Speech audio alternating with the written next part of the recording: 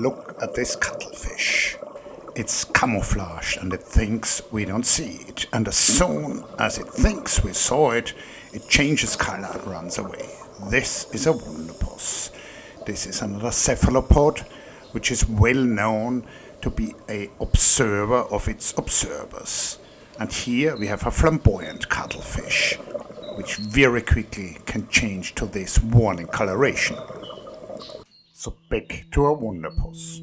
This is all footage from Darwin on Negros Island in the Philippines, where I have the great privilege to dive several times a week.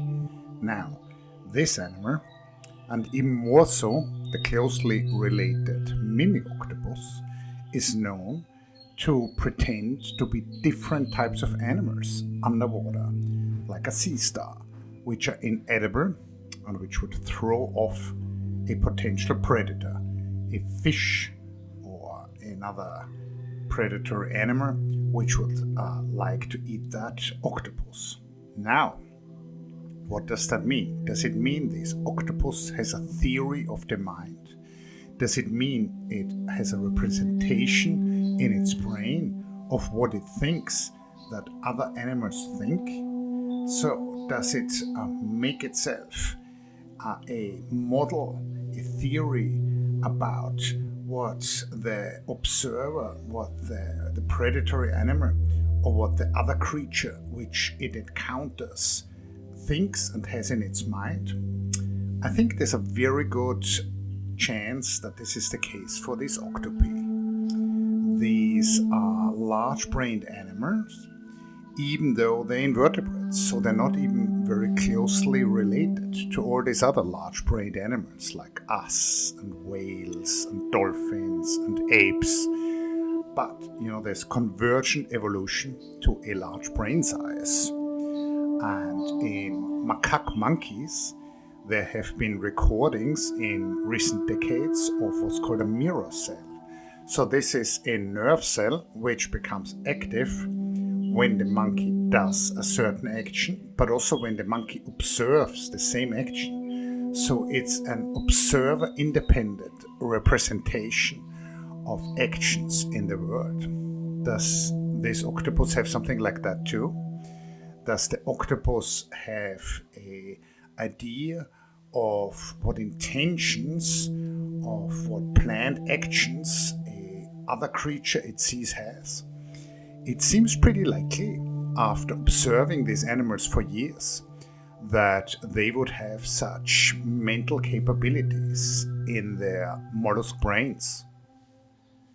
Here we have a tiny lionfish. Is it safe? Here lurks somebody. He who lurks is a flamboyant cuttlefish, or this might actually be a she, because it was a rather large individual. Now, this flamboyant cuttlefish is camouflaged. This looks like a piece of sponge, and very quickly the animal can change to this psychedelic warning pattern. So this is pretty much the most extreme, the most salient visual stimulus you can present to a would-be predator or just some random fish or scuba diver swimming by. So again, to stress, this is the same animal as the purple animal you saw a couple of seconds ago. So why did it change? Because it came to the conclusion that its camouflage was not working anymore, and that I was looking at it and filming it, of course, and that the animal then thought, well, I'm being observed. Somebody has gotten a whim of my existence. I am not camouflaged anymore. There is somebody who knows that I'm here. I need to warn them. And these animals are actually somewhat venomous, so their skin, I think they're venomous and poisonous, so their skin has these toxins which can kill a predator. So just like in wasps and in bees, which have this yellow and black warning coloration, these flamboyant cuttlefish show everybody who is nearby, look, I'm crazy, I can make all these patterns, don't mess with me.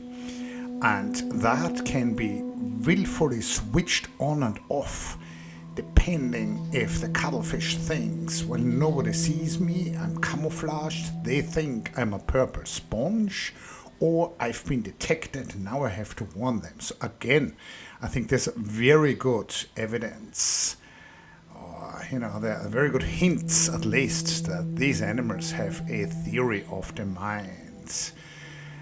Honorary vertebrates is what they have been called. Here it was feeding, he's feeding again. And I think we should be called honorary cephalopods. Amazing animals. Well, that's not a cephalopod, so there's a side point here. This obviously is a sea urchin, and you can see that it has put material on its back. It purposely put that there with these tube feet and with its mobile spines. So this, by any definition, is tool use, and there are a number of sea urchins which can do that. I actually published a paper about that with some colleagues a couple of years ago. Now, do these sea urchins have powerful brains to engage in tool use? No, they have no brains at all. They have this diffuse, decentralized nerve nets. So here there's a different species, and they choose a different piece of seaweed to camouflage itself without the help of a brain at all. So just because there's intelligent behavior, we cannot even conclude that the animal has a brain. So this fremdpsychische Problem is a hard problem to tackle. Here we have a manila puffer. Now, fish are somewhat in between. They're much closer to us in evolution. They're vertebrates, they have a spine, they have skulls, and they have brains which on a gross morphology level are similar to ours, but they don't have cute eyes and the fur. So people don't fetishize them like cats and dogs, and they put no agency and no soul, to use that stupid word, into fish. They're just automatons, but that's what a lot of people probably think, but they're not. So I study gobies, which you can see here, and in many years looking at gobies, I've seen very smart, adaptive, and flexible behavior. So just because a fish doesn't trigger the same emotions in us which a dog or a cat does, doesn't mean that their minds and their mental lives are hollow and that they're mere automatons at all. So here we're back with the Octopus. I hope you enjoyed this footage. If you've made it that far in the video, make sure you like and subscribe, maybe leave a comment, and maybe leave me a super like to support the channel.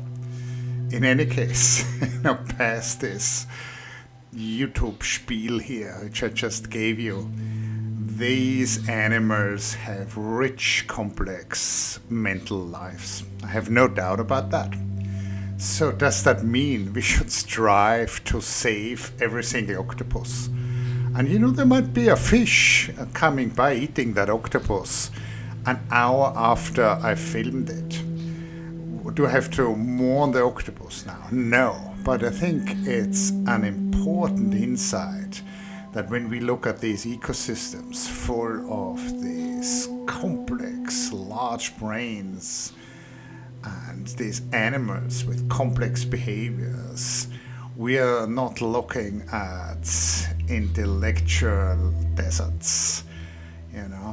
There is a lot of thinking and a lot of feeling, a lot of assessing going on. So here there was a predation event, and so if you see a piece of ocean, there is a lot of mental activity going on, even in the complete absence of any humans.